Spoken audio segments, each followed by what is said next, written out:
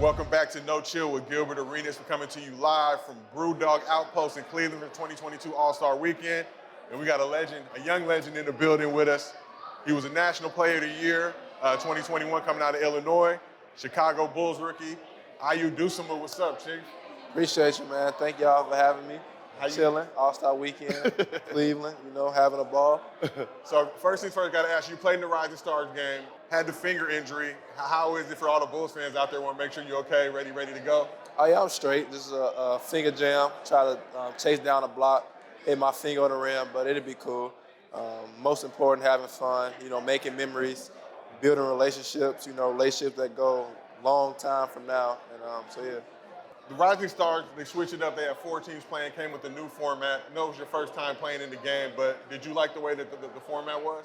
Yeah, I think it was cool. I think it made the game more competitive, but I think next year, or my opinion, is to make the score even lower. So then I think it make it more competitive right away. You come in and have fun, but at the end of the day, you want to compete against the best. But it was cool for it being a 75th anniversary. It was a great idea. So that's what that was. It was 4 teams, right? Because I knew I'd seen 4 different jerseys. I knew I wasn't tripping. Yeah. All right, yeah, okay. Yeah. 4 teams, then they did the first game to 50, second game to 25 for the 75th anniversary. So what's your biggest takeaway from All-Star Weekend? Obviously your first All-Star Weekend experience as an NBA player. What's been the funnest part? What's been the part that, you would change if you could? Like, what's that whole experience been like? I would say the funnest part is, being able to come on podcasts like this, build relationships, experience all the stuff that, you normally wouldn't be able to typically experience. That's what's been the most fun for me. Yeah. This is the time that you gotta enjoy All-Star Weekend. Exactly. This, your second year, your third year. After that, once you start tapping into your ability, you don't want to have fun no more because you're gonna get here, you're gonna be thinking about the second half of the season, right? Like, I need to get ready for the second half of the season. So like now you're not really enjoying this because you're already, trying to get ready for the second half of the season, make the playoffs push and all that. Yep. You know what I mean? So like this is like that little mental break. So it's like while you're still young, you just enjoy it. Just enjoy the process, the whole element of it. Meet those contacts, meet those vets, try to get some game from them. You know what I mean? And then, later on in your career, you'll understand why are you enjoying this moment. Because once you start moving, it becomes such a machine-like process that you will forget. You will forget to enjoy that process moving forward. You're just gonna be like, all right, I gotta wake up, work out, train, go to sleep, work out, train, play, score 50, go on a play. It becomes like your machine. Definitely. So you're a Chicago basketball legend, young, but you got a big name, did a lot of good stuff. I want to take it back to your high school days. Yep. I know you and THT, y'all used to have some epic battles. I was watching the YouTubes, kind of prepping for this thing. So what do you remember about those times, and how cool is it for you to see somebody else, a fellow Chicago native, in the league too, doing big things like yourself? I mean, it was great. Those battles was always great because, in Chicago, it's so much talent that don't get to make it out that each and every night it was a dogfight. And, those battles we had back then with Simeon and THT, it was some fun battles.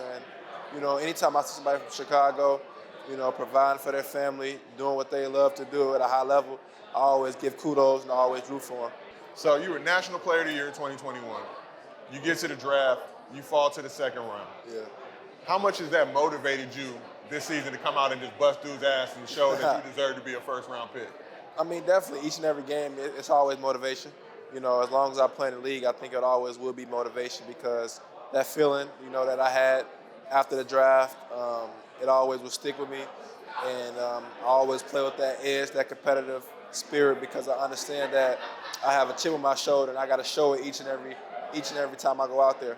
Yeah, that was the same with me. I came out thinking I was about to be a top 15 and go in the second round, and that pain, like people don't understand. That pain changes. No, it does. You know what I mean? It's like sometimes certain players do need the pain to turn into what they're supposed to be. For sure. The fact that you're still doing what you're doing. You know what I mean? You're out there performing. You have an advantage. You do have an advantage because you get to play against two high-level scorers. Right. Right? Early. For sure. So you get to pick all-stars, all NBA players' brains now. Facts. Versus, trying to learn it on yourself. You get to forget all that, mistake making on the court and really understand how DeMar scores. You be like, man, he's so slow. How does he get to the basket? Yeah. So you get to learn all those tricks in practice, games. So when it's time for you to turn over, you have all the tools already. Like sometimes, playing and then sometimes watching and learning and practicing. Like you gotta remember, you're practicing against that all-star every single practice. You're playing against that person every single Hall of Famer. You get into practice with him every single day, which turns you into one. For sure. So, second round, but you go to the Bulls, hometown squad. Was that a cool feeling for you to know that you're going to be able to stay home and get to play with a team you grew up watching? Yeah, definitely. It was a blessing. I think it was definitely a blessing in disguise. Me being able to, come play for my hometown, see my family. With the NBA season, it can get long. It can get tedious, definitely. So just having days where I could just chill, see my family reset, that's a blessing also. So being able to come to the Bulls and, play for my hometown and while also having a competitive spirit and having that chip on my shoulder, it's fun. That mental support sometimes that, like NBA players, don't have when they first get in. You know what I mean? When you go to a city that you don't know, you don't have no friends, sometimes mentally it can get with you. But, sure. When you at home, you got your support. Nah, baby, you're going to be all right. Just keep going. Like, it helps, in that first couple 2 years. For sure. You got your family out here too. Mom was here taking photos before we started the show. You got a lot of people even here with you right now. How do you deal with kind of just the issue of getting people tickets? I know you got a lot of friends and family. Everybody want to pull up the game to support. So how do you judge how you dole out the tickets to games and stuff? Yeah, so, when I went to Illinois, my family would just ride down there. It was like an hour, 25 minutes. So basically, the same 5-6 people came to all those games. So now NBA just made it easier. My dad, my brother, they just keep it cool. Those 5-6 people come. Every now and then, if I have extra tickets, I got a list. I just give it out accordingly. But on a nightly basis, my family understands that it's not a lot of tickets to really be given out. I'm sure they were like when the Lakers come to town or the Nets. Yeah, for sure. It's like everybody want a ticket, but then like the Magic, everybody like, they don't want to go there. I got things to do that night. They don't want to go to them games. What's been the toughest adjustment for you coming from, playing 3 years of college now to being a rookie in the NBA? I would say the fact that, the NBA, that every night, you're guarding someone at a high level. You're guarding someone who's looking to, prove something, who's looking to showcase why they're one of the best in the NBA. Everyone has an agenda. Some guys are all-NBA second team. They want to make the all-NBA first team. Some guys are borderline all-stars. They want to be all-stars. So, me being a rookie, off the bat, when they see me, they get excited. So having that mental capacity to bring it every night, each and every night, each and every game, that's probably been the biggest adjustment that I've been accustomed to. Coming out of college, playing in the NBA, practicing is a little different, right? You're like, man, y'all don't practice like that? Right? Then when them games come, it's like... There's so many games that people don't understand that because we're moving so fast, we don't practice that much. So, like, you got to have that inner want. You got to have the inner want to just want to be great because you can have a game today, tomorrow, have a day off, then 2 games, and that day off, you're like, I'm resting. I'm resting, and then half the season went by, you only practice like 6 times as a team. Facts. And understanding that if you take that time, you far behind. You need to learn how to, you have so much time in your day that you need to actually carve out your practice schedules for yourself. Definitely. Just to get better. And that's kind of like a secret. Like, in the summer, we're all equal. I need to figure out how to catch you, so I'm going to try to catch you during the season. Facts. So, my workout schedule is like 3 times. So I'm going to work out in the morning before practice, then come back at night. And then the day before the game, I'm going to go through my practice routine. Day off, ain't no day off. I'm going to practice, and that's how I'm trying to catch my fellow pros. Because I know in the summer, everybody's going to practice 2-3 times a day. Everybody go work. So I got to catch you during the season. You know what I mean? So it's like, I can rest in the summer. The season is workplace, so I'm just focused on my work. For sure. So, what was your welcome to the NBA moment? I would say probably it was early on. I wouldn't say I had one moment yet, but I remember like in college, like I wasn't used to getting blew out a lot. And then I remember we went to Golden State, they beat us by like 35, 40. Just seeing them just beat on us like that, that hit fast for me. Wait, no, so nobody gave you 50 yet? Nah, not yet. Damn, bro, they soft, bro. Bro. Knock on some wood, man. For real? Yeah, not yet, man. Oh, nah. Any rookie I seen, bro, like, I don't care what's going on. I gotta welcome you to the NBA. I'm gonna put you on the island and then talk trash. Hey, nah, y'all can't help the rook. No help side. He gotta learn how to play this game by himself. Melo, T-Mac put 50 on him and told him, I'm putting 50 on you. Put him on the island. And then, the vets is like, nah, we ain't gonna help you, rook. You're gonna have to learn how to, if you're gonna be a star in this league, you gotta learn how to stop your own man. Yeah. And that's how it was back then. Cause I remember I had to guard Gary Payton. He gave me 18 quick ones. It was like 18 in like 5 minutes.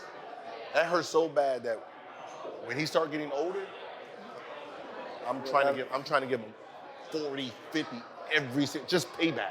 You know what I mean? Because that's what it was. You get that rude awakening, like, dang, like you finish a game like, yeah, I didn't like that feeling. Yeah, it was tough. Yeah, It's definitely been some tough coverage for sure.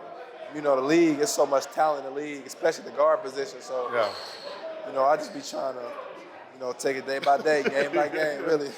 Let's see, but so that's what I said. Y'all don't have the Allen Iverson in the game. Oh, for sure. Like that's what I say. Now think about Allen Iverson saying rookie on him. Yeah. Now you're trying to guard a man who's trying to score 50. Yeah. That's a whole different mindset going into that game. Like he's trying to score 50. Shot after shot. I gotta guard him. And he coming hard. Then the next night you gotta go guard T-Mac. He's trying to score 50. Like it's like one of those things where you sitting there for that week like, yeah, man, like telling your friends like, nah, I can't talk to you today. I'm good. Rest. Like I need to rest. So, on the other side, what's the moment when you were like, okay, not only can I play in this league, but I'm gonna be able to compete at a high level and I'm gonna have a bright future in this game? I always had the confidence, but the reassurance I would say, like Gilbert said, our team was always good. So in the summer we always scrimmage, and I come out of the scrimmage just feeling good. Having those all-stars on our team, and Caruso and Lonzo, we had a good team. So our scrimmages were always competitive, and it always was, trying to attack each other and trying to go at each other. So those scrimmages itself, I knew that I'd be fine in the league, just playing against each other. Like little secrets in the game, especially when you're younger, right? And like say you guard in like a Bradley Beal type, right? He has green light, right? So to mess with him mentally, like when he's on the weak side, you be like, swing it, I got him on me. Like you just start saying stuff that he's supposed to say to you. Oh yeah, no, clear out. I used to do that all the time. They'd be like, yo, who are you? Like with all this, like you think you gonna score me? Like yeah, you can't play no defense, right? And I just used to do little stuff like that, like to try to get my confidence up. You know what I mean? Because sometimes you lose confidence just playing against players like this man get to shoot 20 times. Like, I shoot 4 or 5. I got to shoot 4 or 5. You know what I mean? So every time I touch it, or I just be woo, I got a weak one on me. It's like one of those things where you're just trying to figure out how to build confidence from now until you do have that green light. For sure. Obviously, I know you love playing at home, but what's been like the coolest road arena for you to play at? I would say Boston, and then Madison Square Garden. Okay. Those would be my favorite two. Madison Square Garden get loud, but so far I've been having good games at Boston, so I like their rims. They got some nice rims. Yeah, you have some thoughts on MSG. But he's saying it right. Like that's like, see, everyone always says, yo, everyone loves to play in the Garden. Yes. Yeah, for sure. We all love playing in there. Yeah. Knicks don't. They don't want to play in there because they get booed by you. We get cheered, that vibe. It was so funny. It's a vibe for the opposing team. Oh, it is. It's a vibe for the opposing team. It's not a vibe for the home team. So, like, there's a reason that everyone puts up numbers.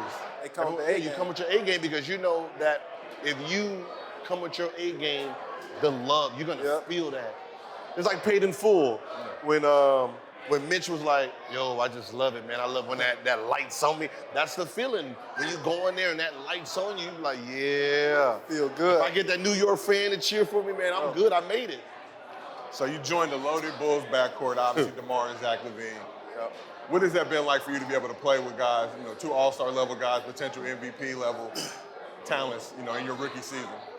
I mean, it's been a blessing, you know, being able to learn from them, pick their brains, and just try to, you know, take as much as I can from them and incorporate it into my game because, you know, they're both so good in their own different ways. You know, Zach, he's very explosive.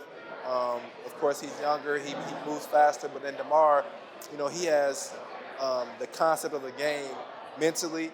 It comes so slow to him, it's so smooth to him. So he has already, you know, went through the days like Zach where he was dunking every game and, you know, windmilling and, you know, playing like that. Now it's like he's at a point in his career where he's trying to maximize his body, his health, and also maximize his ways to be the best player on the court. So basically me just picking both of their brains because they're so good in their own ways, that's it's been a blessing for me.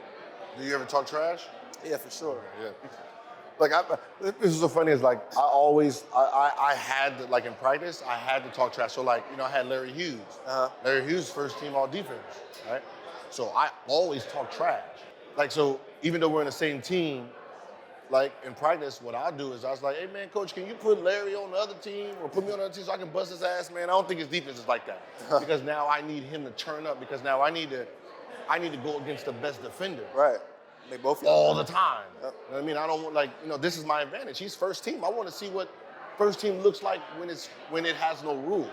There's no referees. So that means he gets to do whatever he wants on defense. Facts. You know what I mean? He gets the Foul, whole check. pool, like he gets to do all that. So I get to learn it. I get to learn how to score on it. You know what I mean? So it made the games easier because he has no rules on defense. He's playing arch rivals out here. Sure. You know what I mean? So it actually made the game easier for me. So you and DeMar developed a relationship. He actually came when you got your jersey retired at the University of Illinois. He pulled up to support. What advice is he giving you about playing in the league on the court and also off the court? He gave me a lot of advice on, you know, in the league of just basically just try to be a true professional. Not only that, but also learning that it's so many games. I remember one game he had like 40. We was playing in Orlando. He had like 45. We ended up losing though. You know, of course, I'm like, damn, he had 45. We lost.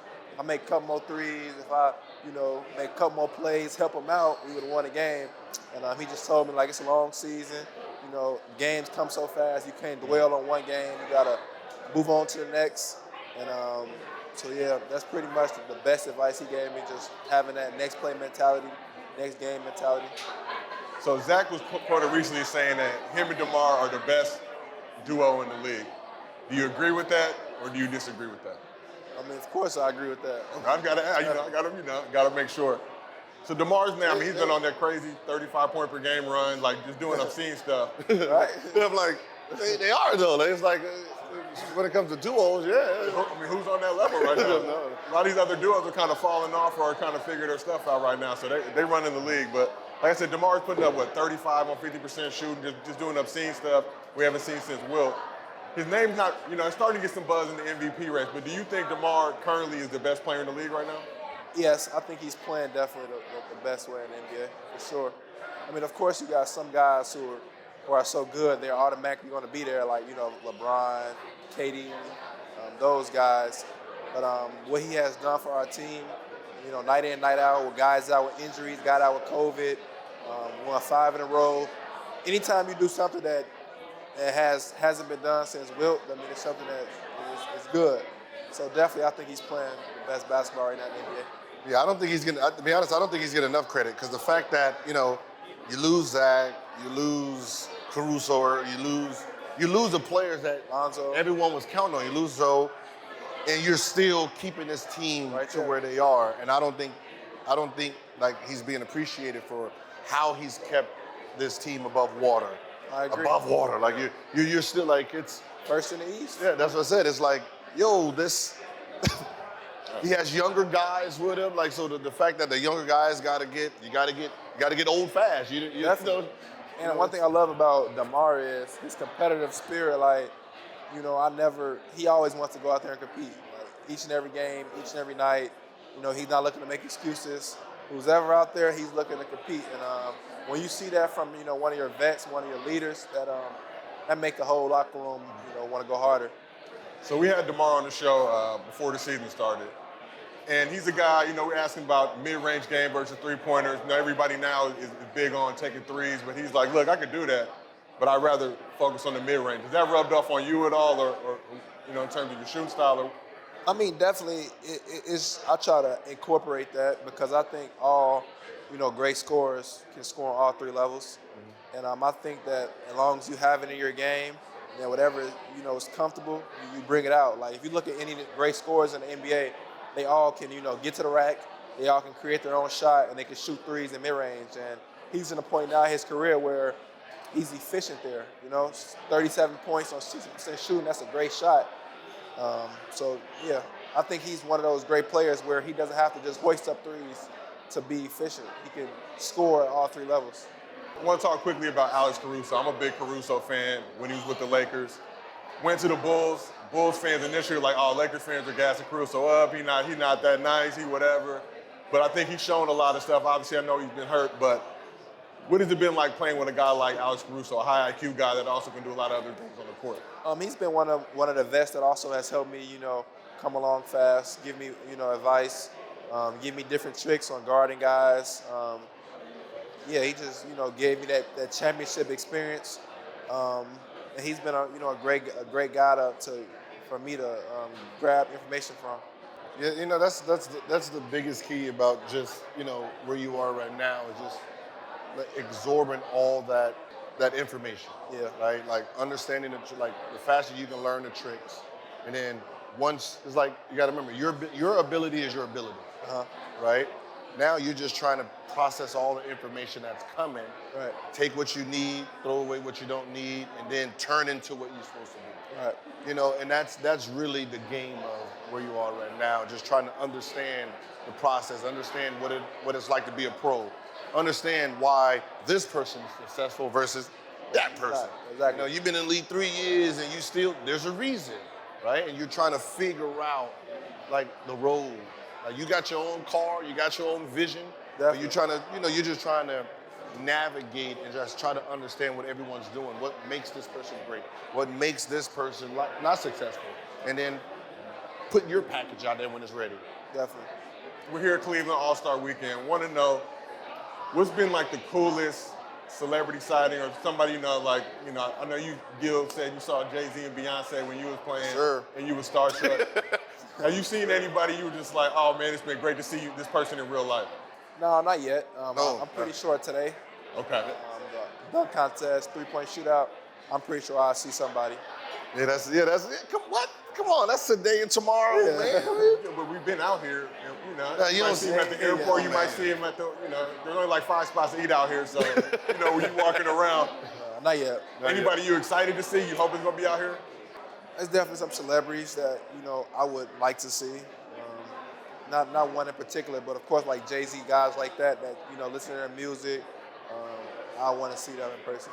For sure. What's so funny is it's like you don't have a name until you see it. Yeah, that's what I'm saying. You do celebrity, and they be like, oh, Jay-Z. Yeah. Joe, that's really him. That's so rock. Yeah. You start doing stuff you don't normally do. He's like, why did I just do that? You got to go dap up Jay, say whatever to Beyonce, give her the hug.